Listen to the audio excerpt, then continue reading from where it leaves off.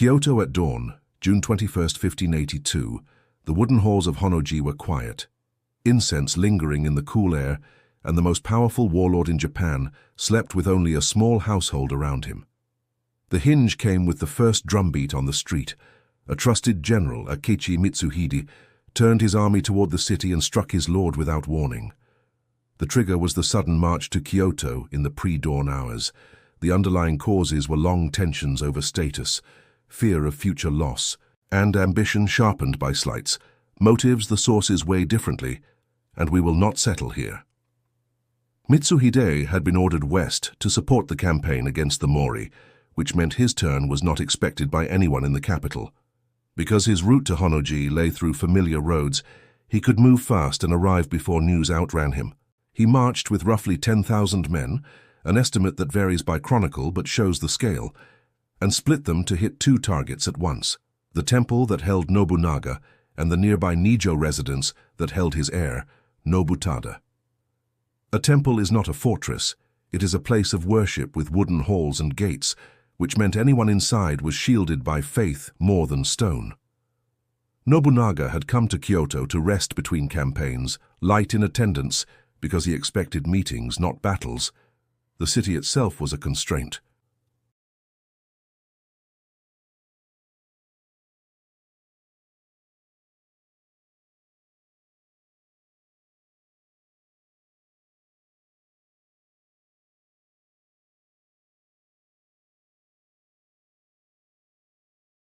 Money mattered too. Mitsuhide would need stipends to keep lords and foot soldiers loyal after the strike, which meant the seizure of Kyoto had to be quick and orderly enough to protect the city's wealth. The first hour belonged to surprise. Before sunrise, Akechi detachments sealed the streets around Honnō-ji and pushed through the gates. Because the defenders were few and unarmored, the attackers found little organized resistance at the perimeter. A messenger reached Nobunaga with the news that soldiers filled the outer courtyard. Nobunaga sent pages to see if the attack was a mistake. They returned with certainty and the sound of growing battle. At the same time, another column moved on Nijo. Nobutada gathered what men he had and braced for a siege he knew he could not hold long.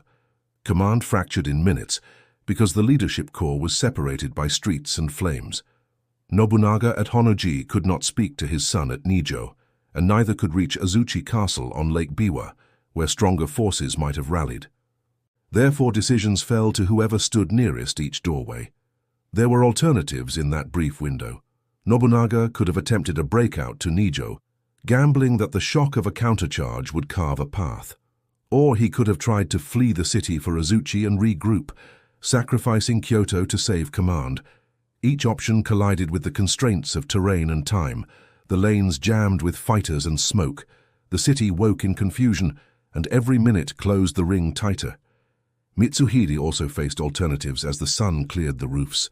He could stop after taking the temple and consolidate, or he could press at once against Nijo to prevent any rescue from nearby allies. He chose speed. Because his plan depended on a vacuum forming at the top, he needed Nobunaga and Nobutada cut off from each other and from their captains. Next came the proclamation. As his banners spread through Kyoto, heralds announced a change in rule. Some versions preserve a phrase about the enemy being at Honnō-ji, others do not. But the point was to frame the blow as a necessary act and invite compliance. He sent guards to the imperial palace and key offices because legitimacy in Kyoto required order around the court. By mid-morning, Honnō-ji lay in ruins, and the fight shifted entirely to Nijo. Nobutada's small garrison held through the next hours, buying time in the only currency they had: delay. Because the city's Buddhist compounds and noble mansions could not withstand field cannon or long sieges, the struggle was decided by the pace of street fighting and the discipline of units at corners and gates. Meanwhile, couriers slipped out toward every compass point. They carried the same double shock. The lord of a rising power was dead, and the man who struck him now held Kyoto. This is how the vacuum formed. Nobunaga's strongest generals were absent on distant fronts: Hideyoshi in the west against the Mori, Shibata Katsui in the north, Takigawa Kazumasu in the east, which meant no senior commander stood close enough to claim the center by noon. Tokugawa Ieyasu, visiting in the region with a small escort, suddenly found himself behind enemy lines and began a cautious retreat. Therefore, through the middle of the day, Kyoto looked controlled but brittle. Mitsuhide had the capital, yet he did not have the consent of the leading captains, and he knew that every road might bring a challenger. The weather of the hour, early summer heat and humidity, added to fatigue on both sides. Men who had marched through the night now held checkpoints in armor. Men who had woken to assault now fought without food or rest. Logistics pressed again. Stores had to be guarded to prove the city would not be sacked. Rice had to be issued to keep soldiers steady, and proclamations had to reach local lords before rumors hardened into hostility. Sources differ on the exact sequence of final moments at both sites, and we will pass over the details with respect. What matters for the turning point is that by early afternoon the Akechi banners were the only command recognized in Kyoto. This was the immediate outcome. A swift strike over a few hours removed Nobunaga and his heir, shattered the central command, and left a skilled but isolated general holding the capital. Because command had fractured, the lines of loyalty began to rearrange on the spot. Some minor figures bowed to the new power and waited.